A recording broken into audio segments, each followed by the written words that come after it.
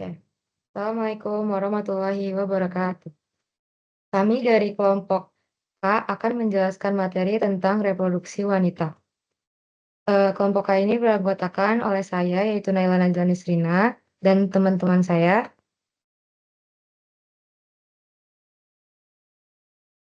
Mas, Saya ngomong, Mas. Alfandi Iqbal Mhm. Saya Selamat Kafil.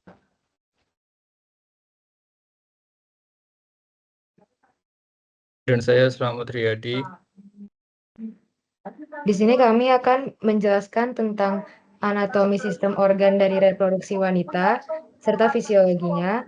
Lalu ada konsep homeostasis yang terkait dengan sistem organnya, dan perkembangan elektronika medik yang terkait dengan sistem organ reproduksi wanita. Untuk materi yang pertama yaitu anatomi dari reproduksi wanita.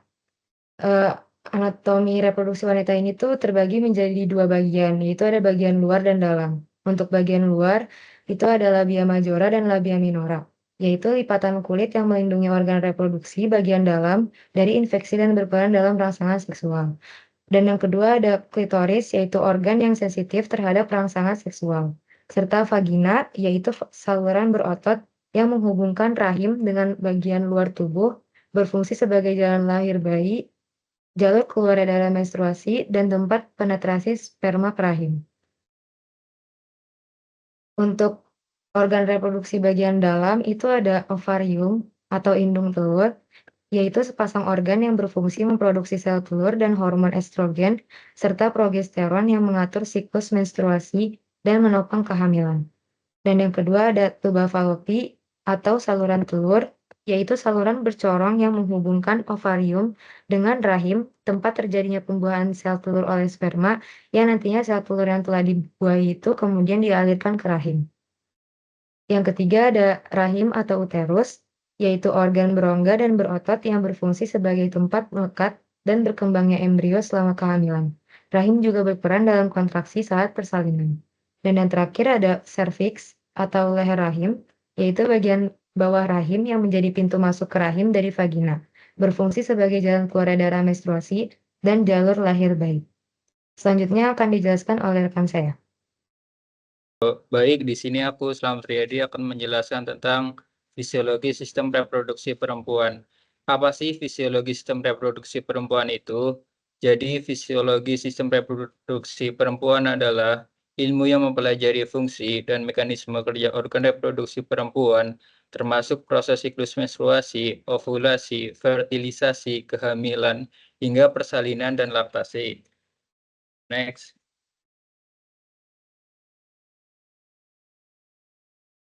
Nah, memasuki poin pertama yaitu siklus menstruasi. Jadi, siklus menstruasi adalah serangkaian perubahan fisiologis pada tubuh perempuan yang terjadi secara berulang setiap bulan untuk mempersiapkan kemungkinan kehamilan. Siklus ini melibatkan ovarium, uterus rahim, hormon, dan vagina. Rata-rata siklus menstruasi terjadi antara 28 hari, tetapi untuk tiap perempuan itu berbeda-beda. Nah, siklus menstruasi ini dibagi menjadi dua. Yang pertama, siklus ovarium, perubahan yang terjadi di ovarium. Lalu yang kedua, siklus uterus, yaitu perubahan yang terjadi di rahim. Next. Nah, tadi kan sudah dijelaskan siklus menstruasi itu ada dua, yaitu siklus ovarium dan siklus uterus. Sekarang kita fase siklus ovarium. Fase foliker hari ke-1 sampai ke-13 yang terjadi yaitu FSH merangsang foliker di ovarium untuk tubuh. Folikel yang dominan menghasilkan estrogen. Lalu ovulasi hari ke-14 yang terjadi adalah peningkatan kadar LH secara tiba-tiba memicu pelepasan sel telur matang dari ovarium. Lalu yang ketiga ada fase luteal hari ke-15 sampai ke-28. Yang terjadi adalah folikel yang tersisa berubah menjadi korpus luteum. Korpus luteum menghasilkan progesteron dan estrogen. Next. Lalu yang kedua yaitu fase siklus uterus. fase menstruasi hari ke-1 sampai ke-5 yang terjadi jika tidak terjadi pembuahan, korpus luteum akan hancur. Penurunan hormon estrogen dan progesteron menyebabkan lapisan rahim endometrium luruh. Fase proliferasi hari ke-6 sampai ke-14 yang terjadi adalah estrogen merangsang pertumbuhan dan penebalan endometrium, mempersiapkannya untuk menerima sel telur yang dibuahi. Lalu fase sekresi hari ke-15 sampai ke-28. Progesteron dari korpus luteum menyebabkan endometrium menjadi lebih tebal dan kaya akan pembuluh darah serta kelenjar, menciptakan lingkungan yang ideal untuk implantasi. Next. Nah, sekarang fungsi siklus menstruasi. Yang pertama, menyiapkan tubuh perempuan untuk kemungkinan kehamilan. Lalu yang kedua, mengatur produksi sel telur. Yang ketiga, menjaga keseimbangan hormon reproduksi. Lalu yang keempat, mengatur siklus reproduksi perempuan. Lalu yang terakhir, membersihkan rahim dari lapisan lama. Next. Nah, hormon utama yang pertama LFCH merangsang pematangan folikel, lalu LH memicu terjadinya ovulasi, lalu yang ketiga hormon estrogen berperan dalam pertumbuhan endometrium dan perkembangan karakter sekunder, lalu yang keempat ada hormon progesterol yang berfungsi sebagai menjaga endometrium pasca ovulasi, lalu yang terakhir hormon prolaktin dan oksitosin yang berperan saat laktasi, yaitu produksi dan pengeluaran ASI. Next.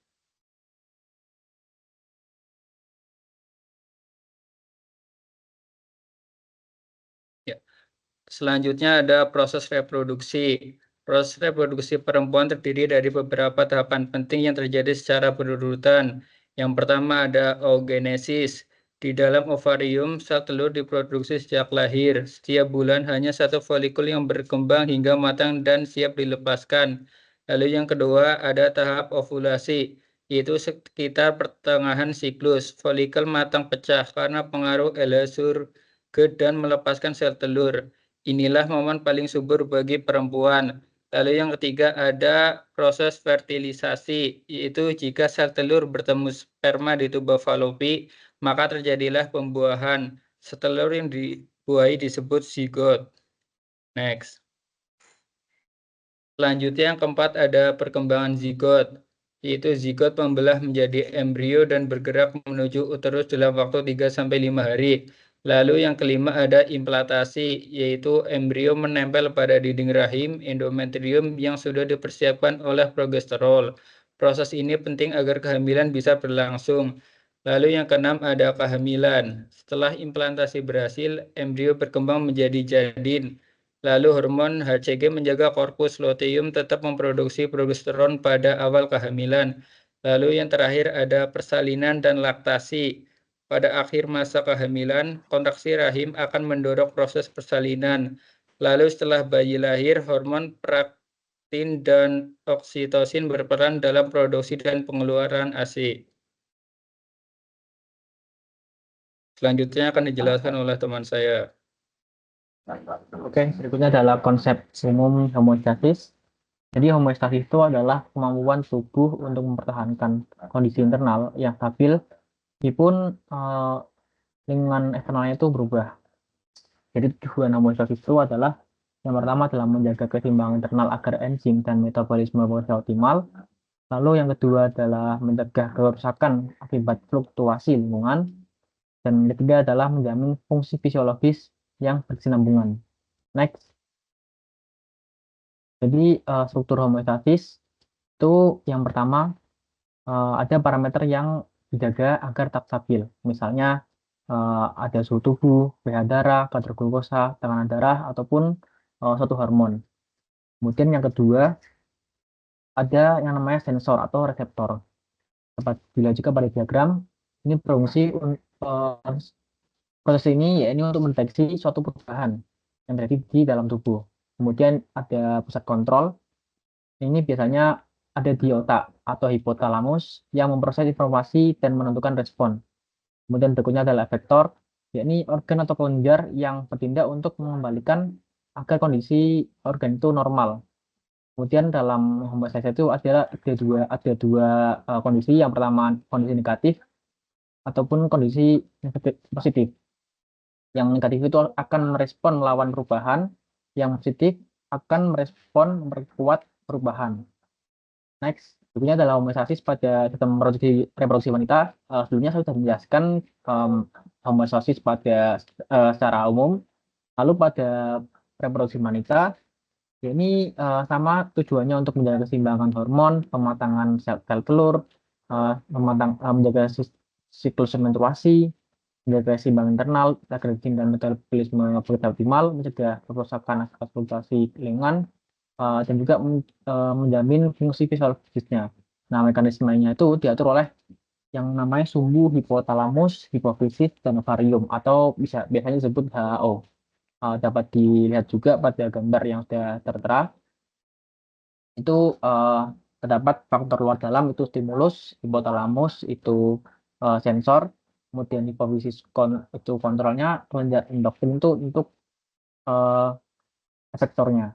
Lalu terjadi umpan balik loop panjang ataupun loop pendek yang dapat positif ataupun negatif efeknya. Next, berikutnya pada homeostasis sistem reproduksi wanita itu ada struktur-strukturnya juga.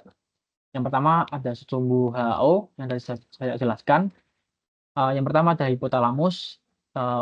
Hipotalamus ini akan mengeluarkan GnRH atau yang disebut gonadotropin releasing hormone. Kemudian ada hipofisis anterior, ini merespon GnRH dengan mengeluarkan FSH dan LH. Kemudian ada ovarium yang mana akan menghasilkan hormon seks, estrogen, dan progesteron yang mana akan mengatur siklus dalam kondisi rahim. Dapat dilihat pada gambar juga, itu terdapat hipotalamus, anterior pituitary, dan ovaris atau ovarium yang sebenarnya akan menghasilkan estrogen dan progesteron. Kemudian ada mekanisme umpan balik yang mana dapat terjadi negatif atau positif juga. Kalau negatif pada reproduksi wanita itu akan kadar estrogen misalnya atau progesteronnya tinggi, itu akan menekan GnRH, FSH, LH, dan mencegah produksi hormon berlebih dan menjaga keseimbangan. Kalau misalnya mekanismenya adalah positif, terusnya pada ovulasi, maka misalnya estrogen ini akan tinggi secara stabil, misalnya 12-14 hari siklus, malah akan merangsang pelepasan LH surge atau memicu ovulasi. Next.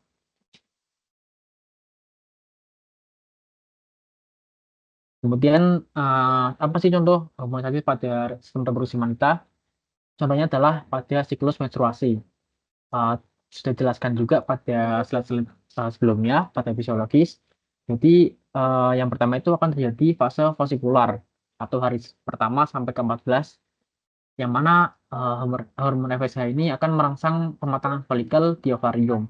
Kemudian folikel menghasilkan estrogen, maka akan menebalkan endometrium.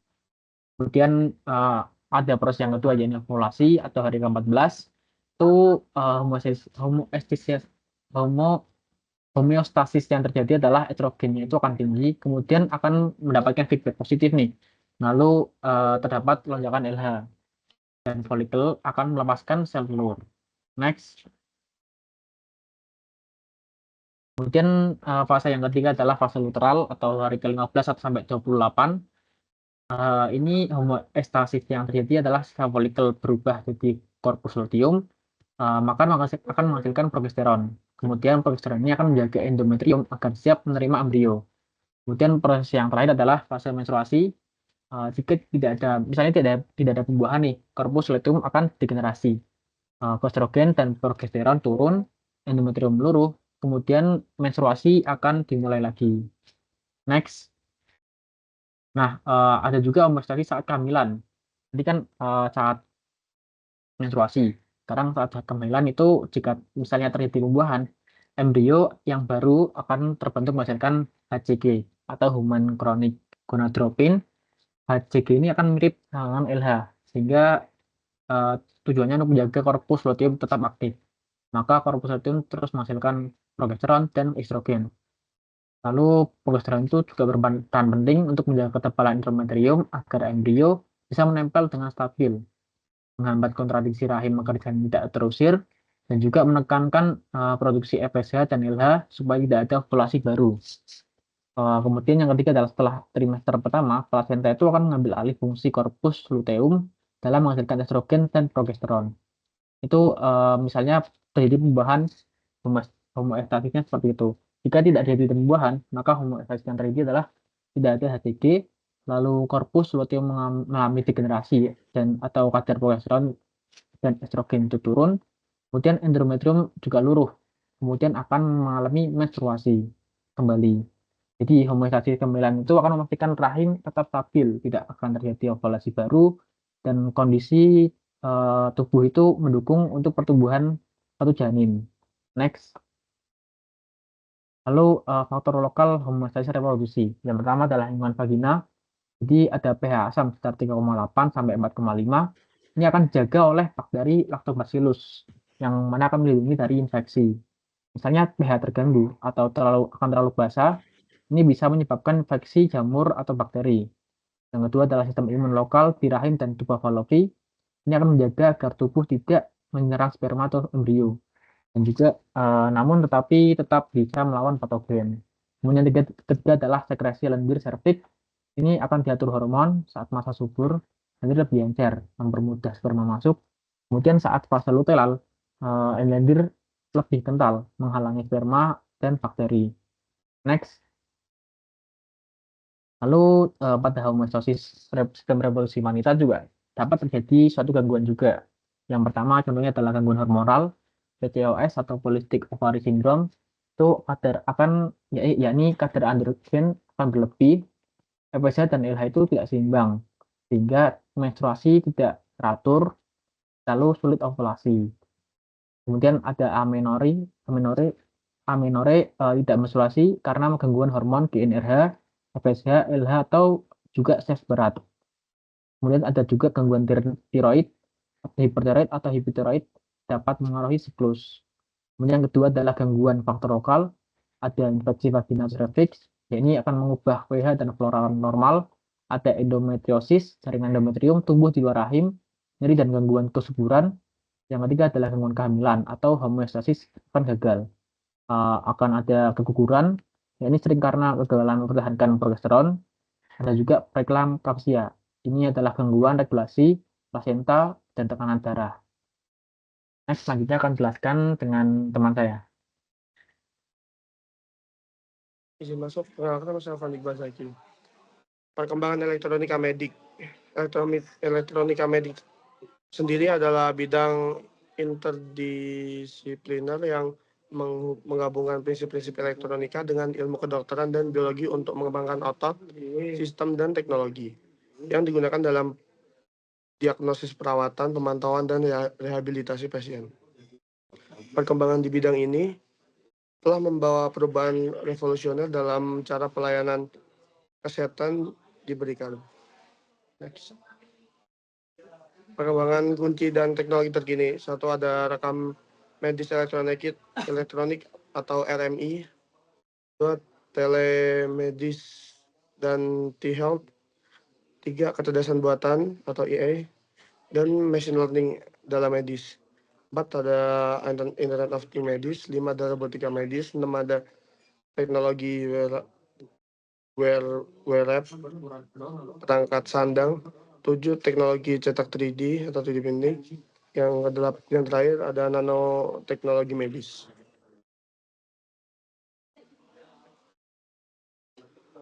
Tren dan masa depan elektronika medik.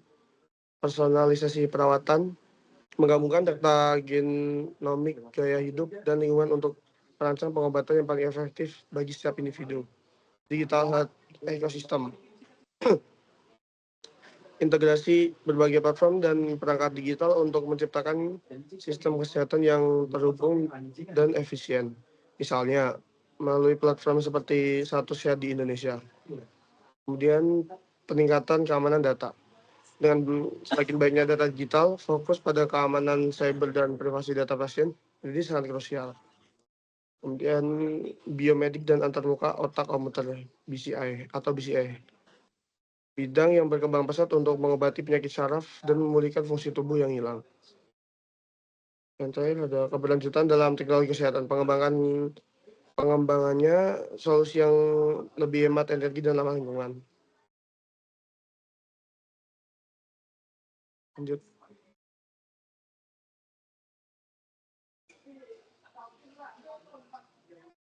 Udah keganti belum, Mas? Dampak elektronika medik. 1. Peningkatan akurasi diagnosis dan pengobatan. 2. Efisiensi operasional dan pengurangan biaya jangka panjang. 3. Aksesibilitas pelayanan kesehatan yang lebih luas. 4. Ada peningkatan kualitas hidup pasien. 5. Peran vital dengan tenaga profesional elektromedik, teknis dan insinyur yang bertanggung jawab atas instalasi pemeliharaan, kalibrasi, dan pengoperasian alat medis canggih ini. Oh, baik, saya balikan ke teman saya. Terima kasih. Sekian dari kelompok K. Maaf bila ada kesalahan. Assalamualaikum warahmatullahi wabarakatuh.